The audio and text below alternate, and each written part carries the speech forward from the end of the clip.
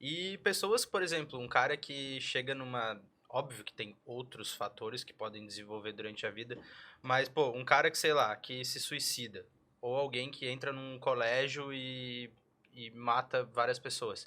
Isso vem de cedo também, provavelmente, né?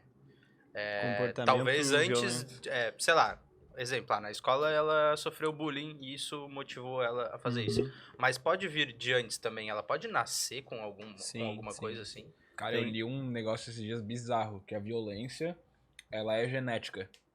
Então, é isso Uhum. que eu queria entender. Sim, a agressividade ela é bastante modulada. Homens têm mais agressividade temperamental do que mulheres, né? Muito mais. A gente tem questões hormonais que impactam nisso e questões também culturais que impactam nisso. Mas, por exemplo, a psicopatia já tem alguns genes ali detectados. É um polimorfismo genético que se expressar, a pessoa pode desenvolver a psicopatia, né? E daí vai muito do ambiente que ela vive Vai do pra ambiente que ela manifestar vive. ou não, né? Exatamente. O psicopata pode ser um cara extremamente persuasivo, pode ser um vendedor excelente, que ele não sofreu nada na infância, então ele é um cara extremamente persuasivo, sedutor, com um raciocínio rápido, assim, pra conseguir manipular a pessoa ali. Mas ele não usa positivamente. isso pra... Mas onde que tá, tipo, o que que discerne do cara usar aquilo pro bem ou usar aquilo pro mal? Dizem que é o ambiente, né? Pelo que A eu vi. manipulação, você diz? O que discerne? Não, por exemplo, sei lá, o assassino, pô, ele é calculista, ele foi muito esperto, ele planejou alguma coisa muito foda. Aham. Ou seja, aquilo ali é positivo, ele conseguiu tramar uma coisa interessante, digamos assim. Mas por que que ao invés dele não usar aquilo pro lado positivo, tipo, o fato dele ser esperto, o que que leva ele a usar para um lado negativo?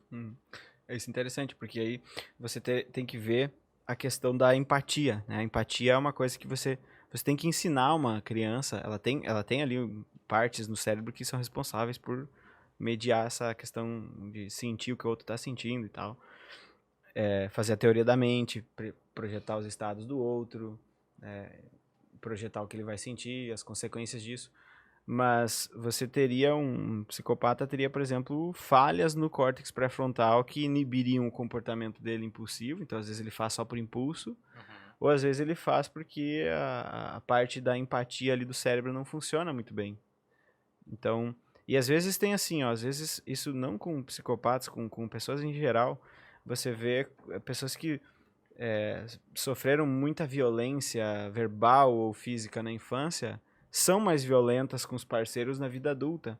Elas entendem que um relacionamento afetivo é daquela forma. Sim. Né? O Albert Bandura, que é um psicólogo que fala sobre a teoria da aprendizagem sociocognitiva, fala que é socioemocional, fala que o nome disso é modelagem, ou seja, como que se trata uma mulher, por exemplo. Você pode ter um modelo disso com o teu pai. E aí você pode só ter esse modelo. E aí como que você vai agir de outra forma se você não tem contato com outra experiência? Então, por isso que a cultura em si também ajuda a modular nesse sentido. Sim, sim. Às vezes a criança vai ter um pai assim e vai ter um tio que não é. Aí ele vai dizer, olha, mas meu tio não é assim, por quê? E dependendo daí da carga de estresse e sofrimento que esse pai fez nesse filho, e dependendo também da propensão genética que ele veio, ele pode ir para um caminho ou para outro, né? Mas geralmente o psicopata não vai sentir muita empatia, então ele vai agir meio que de acordo com aquilo que ele sente que é certo para ele, que é melhor para ele, que é bom para ele. E às vezes isso pode ser extremamente calculado e às vezes não. Um tempo que eu escrevia no Quora, eu escrevi uma pergunta para o pessoal que se identificava como psicopata a responder. E um respondeu o seguinte: eu tenho todas as características assim que a população conhece como psicopatia, mas eu nunca fiz nada. Mas eu penso em fazer, eu sinto vontade, mas eu não faço. Né? Ele falou que, de alguma forma, ele conseguia se inibir de alguma forma. Sim. Mas ele falou que ninguém sabia, porque ele era extremamente receoso em falar disso com as pessoas e tal, né? Então, em resumo, impulsividade, falta de freio Sim. comportamental. E nesse momento que ele tá, tipo, esse momento, é o momento que ele decide matar, o momento que ele decide, enfim, agir, ele tá num estado normal dele?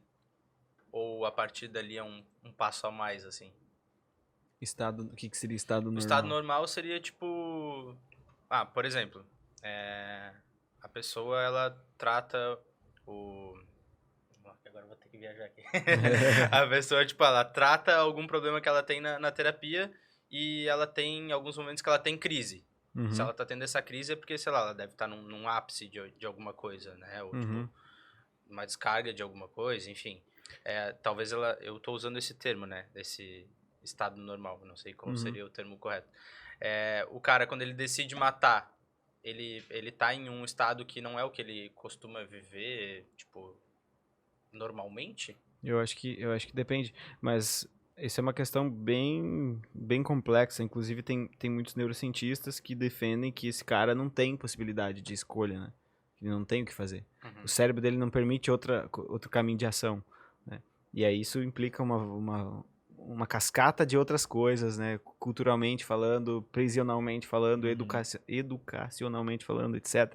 Moralmente.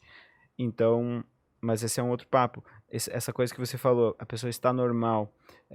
Muita gente, por exemplo, tem medo de que um esquizofrênico possa ser violento. E a estatística da esquizofrenia ligada à violência é bem baixa. O esquizofrênico tem uma taxa de violência ali de 7, 8% deles são de fato violentos. A maioria deles só vai sentir o pensamento dissociado dele mesmo, da identidade dele, ter alucinações, né? Ouvir vozes, ver coisas. Mas em geral não vai ser violento. Mas parece, porque quando você vê o cara em surto no mercado, ele fala com você de uma forma agressiva e vem pra cima de você, Sim, então ele você... tá naquela pilha Exato, assim, né? mas ele tá hiperdopaminérgico, a dopamina dele tá lá em cima, então ele tá com uma... Eu acho que é isso que eu quis dizer que não é o estado normal. Mas aí você entra numa pergunta muito interessante, né? O que seria o normal para aquele cérebro, consideradas as circunstâncias que aquele indivíduo viveu, né? É muito difícil. Por isso que o tema do controle comportamental ou não, né? É tão complicado. Como que você vai conseguir identificar aonde que a genética e o ambiente fizeram você tomar a decisão de pegar esse copo e quando que você vai dizer que a genética e o ambiente influenciaram, mas ocorreu algum outro processo que não foi necessariamente por conta desses dois fatores que fez com que eu pegasse o copo. Sim. Né? É muito difícil, tanto é que não tem como provar isso em experimentos e por isso que você acreditar que você tem controle ou não é uma crença. Você decide acreditar ou não acreditar, né? Porque não tem como. Como é que você vai comprovar que a pessoa fez e ela tinha possibilidade de não fazer? Não tem como. Porque você vai depender do relato subjetivo dela. E muitos estudos da psicologia são falhos porque, baseado no relato subjetivo da pessoa, deu alguma falha, sei lá, a pessoa não lembra direito. As pessoas têm muita dificuldade em falar sobre o que causa o comportamento delas ou o que não causa. Por exemplo, tem um livro do Daniel Gilbert que fala, que chama Tropeçando na Felicidade, em inglês Stumbling on Happiness. Ele fala assim, a gente tem mais possibilidade de achar a nossa felicidade jogando dados do que projetando, indo lá e tentando fazer. Porque a gente é extremamente ruim em projetar, em imaginar.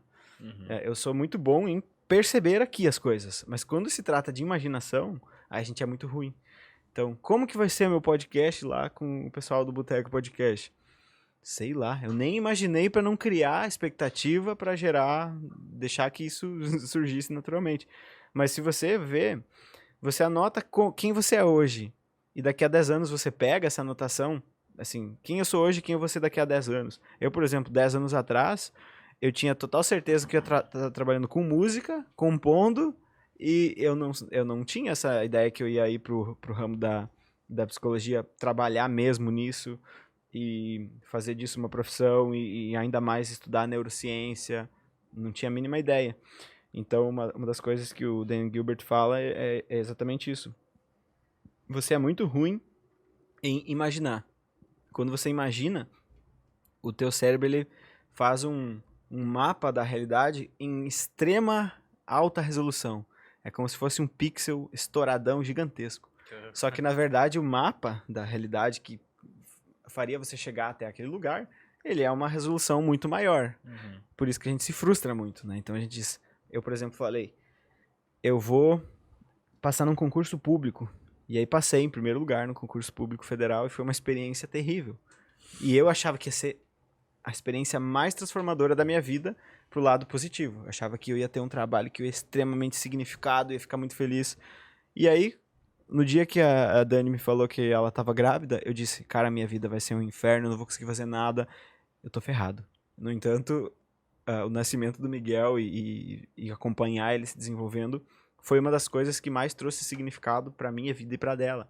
Então, como é que você vai dizer que você consegue projetar direito? Aí cai nessa questão, né? Como que você vai dizer que o indivíduo, de fato, estava agindo segundo a hereditariedade e o ambiente e algo que não é Entendi. isso? Então, agora eu entendi na real, então, que não existe uma exatidão, assim, né? Tipo, o porquê do que a pessoa matou. É que o foda é que, tipo, essa galera é meio que exceção, assim, né? E a lei, na real, ela é feita de uma forma generalista, Exato. né? Tu tem que criar uma lei geral para as pessoas não se matar. É. Então, como é que eu vou fazer? Vou fazer desse jeito aqui. Só que daí tu exclui uma galera que, digamos, não tem intenção de matar, mas mata, né? E aí vai ter lá no direito os semi-imputáveis e os inimputáveis, né? Os adolescentes, por exemplo, que não teriam capacidade de conseguir, seriam os semi-imputáveis, né? Os inimputáveis seriam as pessoas que, em vez de ir para a prisão, vão para o mandado de segurança, que seria uma prisão penitenciária psiquiátrica, uma penitenciária psiquiátrica. Então, e aí cai naquele ponto, né? Como que você vai determinar isso e dizer com exatidão isso? É muito delicado, porque empiricamente não tem como provar. É semelhante à ideia de Deus. Como é que você vai provar empiricamente que existe ou que não existe? Então, as pessoas fazem isso através da lógica, da razão.